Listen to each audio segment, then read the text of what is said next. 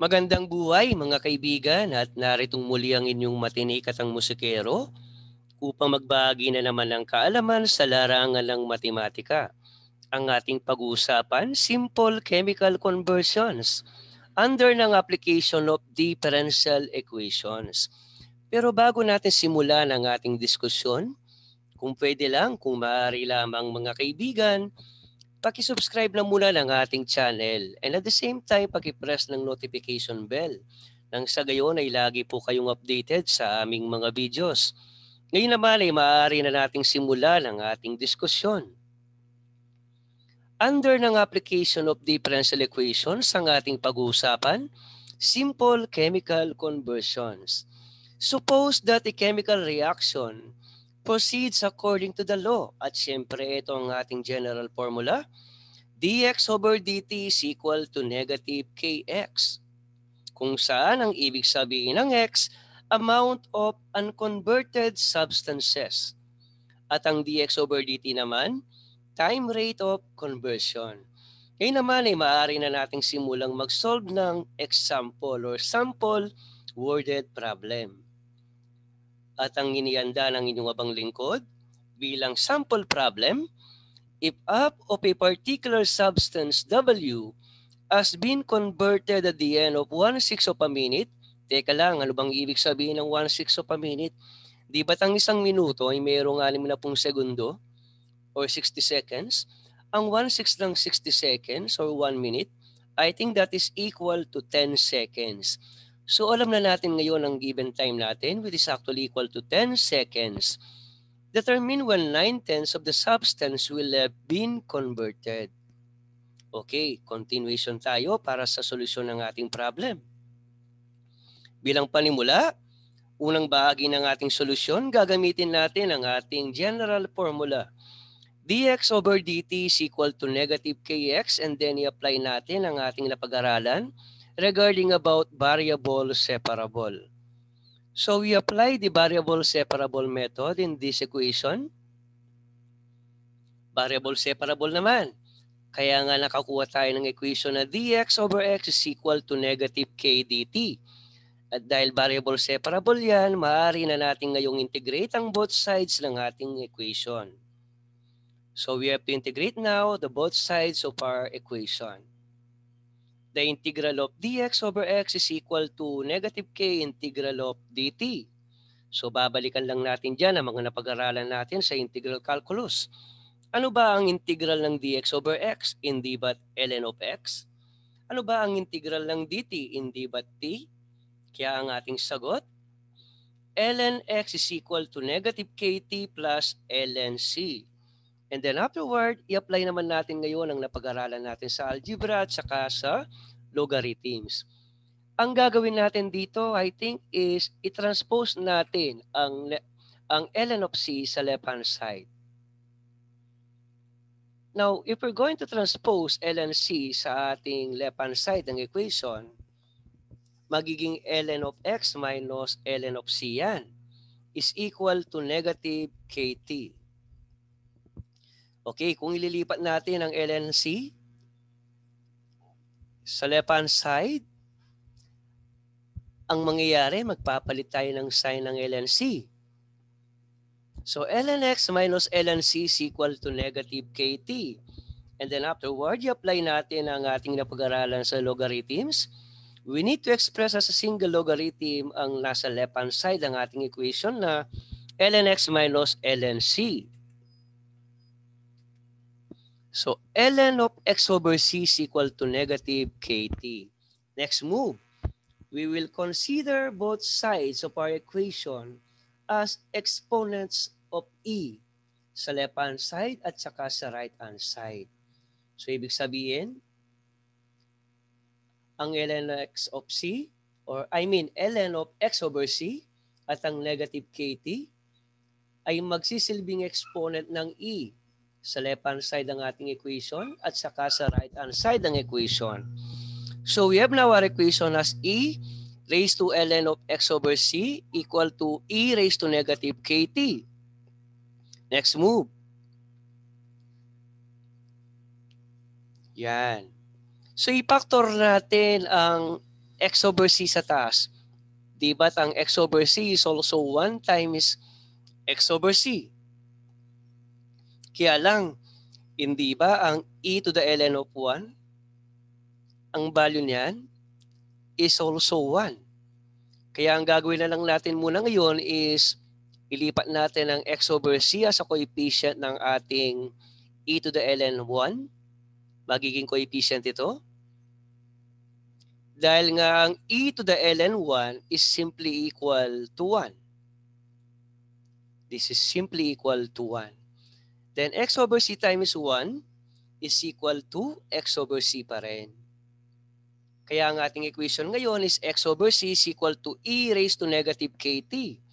And then let us cross multiply c to the right hand side of our equation. Cross multiply natin ang c sa right hand side. Ang mangyayari, x is equal now to c e raised to negative kt. So next move tayo. Again, x is equal to c e raised to negative kt.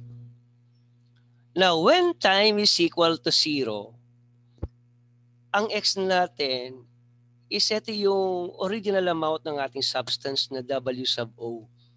Kasi ang ginamit natin sa problem kanina, ang pangalan ng substance is W. So when time is 0 and x is equals to W sub 0, thus, W sub O is equal to CE raised to negative K times 0. Bakit? Kasi ang x natin is equal to W. Kaya naging W sub O ito. And then, e to the negative kt, ang time natin in this time is 0. Kaya naging 0 tayo dito. And then, e to the negative k0 is e to the 0. And e to the 0 is actually equal to 1. Kaya 1 lang ang value niyan. Kaya W sub O is actually equal to C. Wherein, W sub O, ang kahulugan niyan is original amount of substance W. Now, when time is equal to 10 seconds and x is equals to 1/2 of the substance, the original amount of substance W, anong magiging value ng ating equation o format ng ating equation? Again, using this equation na naanap natin kanina, x is equal to c e raised to negative kt, direct substitution tayo. Ang value ng ating x is actually 1/2 W sub O. Ang value ng c is W sub O. And then ang time natin is 10 seconds. That is why we already have now this equation. Kung lahat ng nandirito ay ating papalitan, ang x may value. Ang value ng x is 1/2 W sub O. Then next, ang value naman ng c is equal to W sub O. That's why W sub O yun. And ito naman is 1/2 W sub O. And then time is 10 seconds. That's why we have 10 here. Kasi nga, negative kt ang exponent ng e dito. So, continuation. 1/2 is equal to e raised to negative 10k. Why? Because pwede nang cancelayin ng W sub O both left and right hand side ng ating equation. So, ito na lang yung mga natira ngayon. Na continuation, both sides ng equation natin ay ating i-raise ng 1/10. Yan ang diskarte, no? So, pinaktor ko muna ang negative 10 at saka ang k. So, naging 10 and negative k. 10 times negative k is still negative 10k. Pinaktor ko muna bago natin i-raise ng 1/10 ang both sides. Now, na-raise na natin both sides ng 1/10. Bakit? Para makahanap tayo ng value ng e to the negative k. So if I'm going to raise both sides by 1/10, kung titingnan natin, no, balikan natin ang ating algebra, application ng power of power sa positive integer exponent, exponent to exponent, we multiply. Now, if we're going to multiply negative k times 10 to 1/10, makakancel lang 10. Power of power, we multiply exponents. So, ano mangyayari sa right-hand side? magiging e to the negative k na lang. And e to the negative k is now equal to 1 half raised to 1 over 10. At may value na tayo ngayon ng e to the negative k. Continuation. And so, x is equal to c e raised to negative kt. Again, gagamitin na naman natin ang equation na yan. Continuation. Direct substitution tayo sa ating equation na yan. Di ba't ang value ng c is w sub o? Ang value ng c, again, I repeat. I-highlight natin para klaro. Ang value ng c is w sub o. Given na yan. Ang value ng e to the negative k, na-solve na natin, kakasolve pa lang, ito siya. 1 half raised to 1 over 10. Kaya ang ating equation ngayon, direct substitution lamang, x is equal to w sub o times 1 half raised to 110, and then yung 1 half raised to 110 naka-raise sa t. Simplify natin ang ating equation ng x. Rewrite natin ang equation kanina. So let us simplify it. X now is equal to w sub o times 1 half raised to t over 10. Next move. Thus, when x is equal to 1/10 of the original amount of the substance, 1/10 lang. Kasi 9/10 yung kanina eh. So gagamitin lang natin is 1/10. So kung 3/4 yan, gagamitin natin is 1/4. In this case, ang x value natin is 1/10 of the original substance. Pero kung yung original amount of substance natin, yung nasa given sa problem natin, hindi naman 9/10 yung sa pinapadetermine na requirement, ano? So gagamitin natin, halimbawa kung 3/4 yun, 1/4. Eh dahil 9/10 yun, ang gagamitin natin is 1/10. So balikan ko lang yung problem kanina para mas klaro. Yan. Determine when 9/10 of the substance will have been converted. Ang gagamitin natin sa ating solution is 1/10. Kung 3/4 yan, gagamitin natin is 1/4.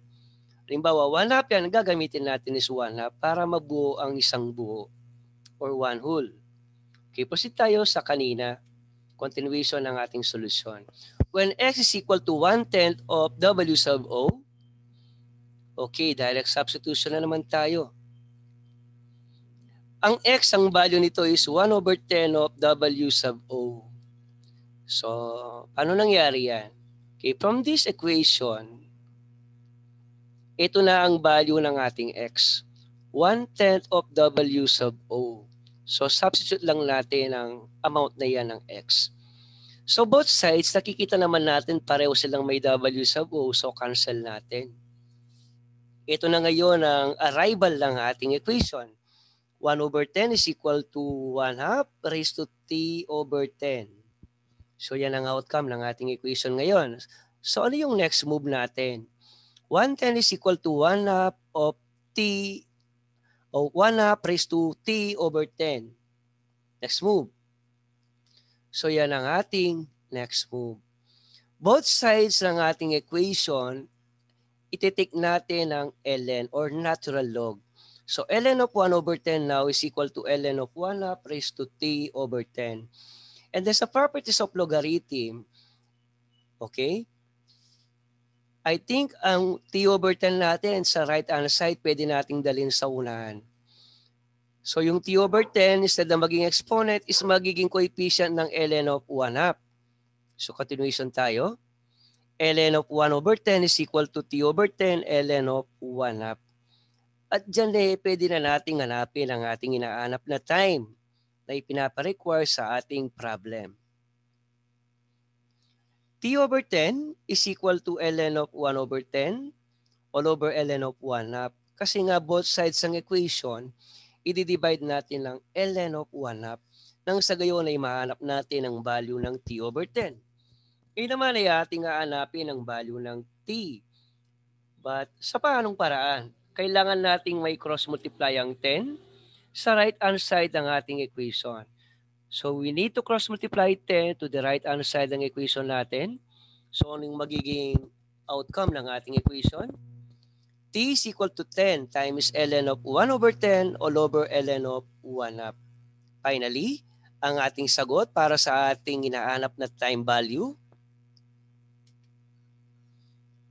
ang ating output, time is equal to 33.2 seconds.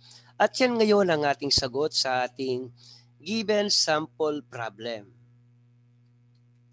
At syempre, para sa inyong quiz, ito ang kailangan ninyong sagutin, good for 50 points. If half of a particular substance W has been converted at the end of 1/3 of a minute, determine when 3/4 of the substance will have been converted. Hanggang sa muli, maraming salamat po. Papuri sa Diyos magpakailanman. Mabuhay ang bawat kabataang Pilipino. Maraming salamat po.